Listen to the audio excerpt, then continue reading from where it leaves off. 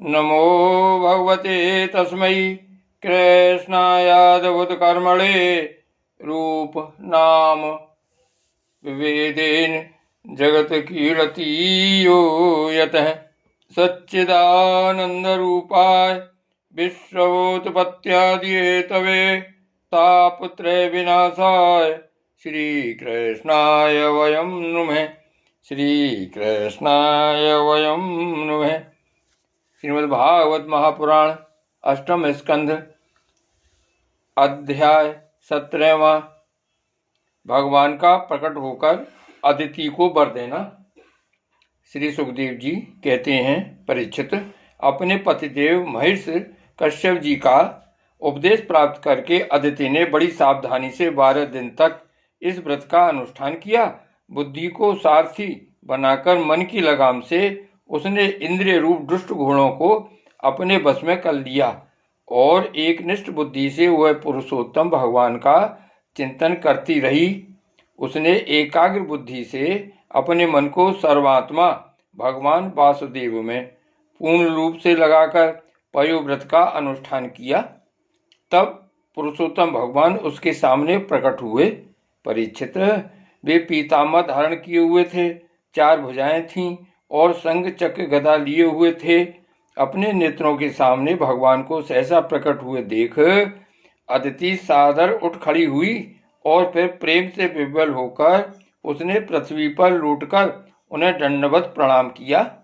फिर उठकर हाथ जोड़ भगवान की स्तुति करने की चेष्टा की, परंतु नेत्रों में आनंद के आंसू उमड़ आए। उससे बोला न गया। सारा शरीर पुलकित हो रहा था। दर्शन के आनंदोल्लास से उसके अंगों में कंपन होने लगा था। वह चुपचाप खड़ी रही।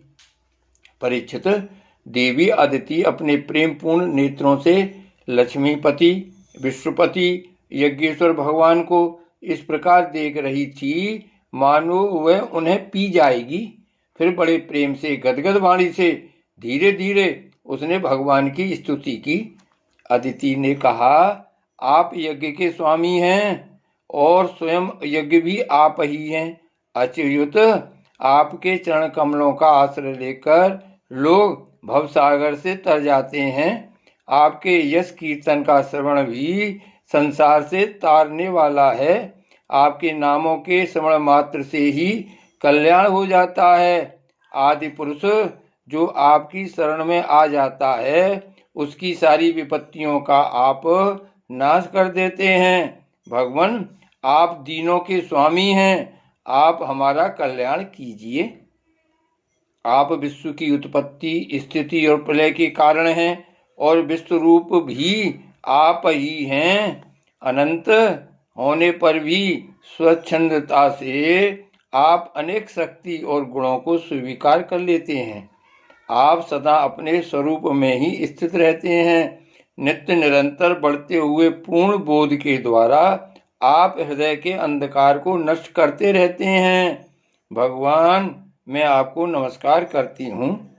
प्रभु अनंत, जब आप प्रसन्न हो जाते हैं तब मनुष्यों को ब्रह्मा जी की दीर्घ आयु, उनके ही समान दिव्य शरीर, प्रत्येक अभीष्ट वस्तु, अतुलित धन, स्वर्ग, पृथ्वी, पाताल, योग की समस्त सिद्धियां, अर्थ, धर्म, काम रूप त्रिवर्ग और केवल ज्ञान तक प्राप्त हो जाता है। फिर शत्रुओं पर विजय प्राप्त करना आदि जो छोटी छोटी कामनाएं हैं उनके संबंध में तो कहना ही क्या है।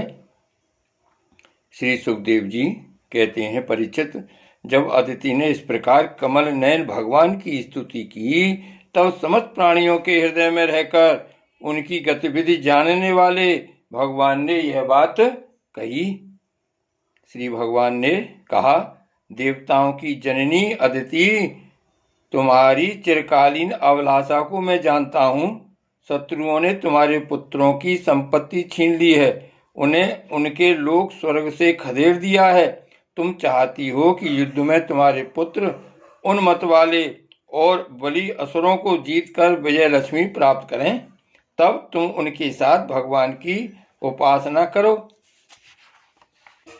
तुम्हारी इच्छा यह भी है कि तुम्हारे इंद्रादि पुत्र जब शत्रुओं को मार डालें तब तुम उनकी रोती हुई दुखी स्त्रियों को अपनी आंखों देख सको।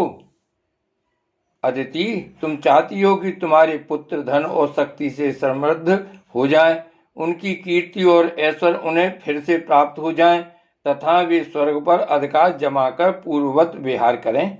परंतु देवी, वे असुर सेनापति इस समय जीते नहीं जा सकते, ऐसा मेरा निश्चय है, क्योंकि ईश्वर और ब्राह्मण इस समय उनके अनुकूल हैं। इस समय उनके साथ यदि लड़ाई छेड़ी जाएगी तो उससे सुख मिलने की आशा नहीं है। फिर भी देवी, तुम्हारे इस व्रत के अनुष्ठान से मैं बहुत प्रसन्न हूँ, इसलिए मुझे इस संबंध में कोई न कोई उपाय सोचना ही पड़ेगा, क्योंकि मेरी आराधना व्यर्थ तो होनी नहीं चाहिए। उससे श्रद्धा के अनुसार फल अवश्य मिलता है। तुमने अपने पुत्रों की रक्षा के लिए ही विधि पूर्वक पयोव्रत से मेरी पूजा एवं स्तुति की है, अतः मैं अंशरूप से कश्यप के वीर में प्रवेश करूंगा और तुम्हारा पुत्र बनकर तुम्हारी संतान की रक्षा करूंगा। कल्याणी, तुम अपने पति कश्यप में मुझे इसी रूप में स्थित देखो और उन निष्पाप प्रजापति की सेवा करो। देवी देखो, किसी के पूछने पर भी यह बात दूसरे को मत बतलाना। देवताओं का रहस्य जितना गुप्त रहता है उतना ही सफल होता है। श्री सुखदेव जी कहते हैं, इतना कहकर भगवान वहीं अंतर्ध्यान हो गए। उस समय अदिति यह जानकर कि स्वयं भगवान मेरे गर्भ से जन्म लेंगे, अपनी कृत्या का अनुभव करने लगी। भला यह कितनी दुर्लभ बात है। वह बड़े प्रेम से अपने पतिदेव कश्यप की सेवा करने लगी। कश्यप जी सत्यदर्शी थे, उनके नेत्रों से कोई बात छिपी नहीं रहती थी। अपने समाधि योग से उन्होंने जान लिया कि भगवान का अंश मेरे अंदर प्रविष्ट हो गया है। जैसे वायु काठ में अग्नि का आधान करती है, वैसे ही कश्यप जी ने समाहित चित्त से अपनी तपस्या के द्वारा चिर संचित वीर का अदिति में आधान किया। जब ब्रह्मा जी को यह बात मालूम हुई कि अदिति के गर्भ में तो स्वयं अविनाशी भगवान आए हैं, तब वे भगवान के रहस्यमय नामों से उनकी स्तुति करने लगे। ब्रह्मा जी ने कहा, समग्र कीर्ति के आश्रय भगवान आपकी जय हो। अनंत शक्तियों के अधिष्ठान आपके चरणों में नमस्कार है। ब्रह्मण देव, त्रिगुणों के नियामक, आपके चरणों में मेरे बार बार प्रणाम है। प्रश्नी के पुत्र रूप में उत्पन्न होने वाले, वेदों के समस्त ज्ञान को अपने अंदर रखने वाले प्रभु, वास्तव में आप ही सबके विधाता हैं। आपको मैं बार बार नमस्कार करता हूँ। ये तीनों लोक आपकी नाभि में स्थित हैं। तीनों लोकों से परे वैकुंठ में आप निवास करते हैं। जीवों के अंतःकरण में आप सर्वदा विराजमान रहते हैं। ऐसे सर्वव्यापक विष्णु को मैं नमस्कार करता हूँ। प्रभु, आप ही संसार के आदि अंत और इसलिए मध्य भी हैं। यही कारण है कि वेद अनंत शक्ति पुरुष के रूप में आपका वर्णन करते हैं। जैसे गहरा स्रोत अपने भीतर पड़े हुए तिनके को बहा ले जाता है, वैसे ही आप काल रूप से संसार का धारा प्रवाह संचालन करते रहते हैं।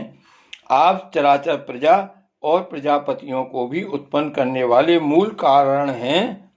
देवाधिदेव, जैसे जल में डूबते हुए के लिए नौका ही सहारा है, वैसे ही स्वर्ग से भगाए हुए देवताओं के लिए एकमात्र आप ही आश्रय हैं। श्री भागवत भगवान की जय। श्री वल्लभाधीश की जय। श्री गोवर्धननाथ की जय। श्याम स्वरूप श्री अमने महारानी की जय। परम दयाल श्री गोसाई जी की जय। श्री गोकुलनाथ की जय। जय जय श्री गोकुलेश, जय जय श्री गोकुलेश।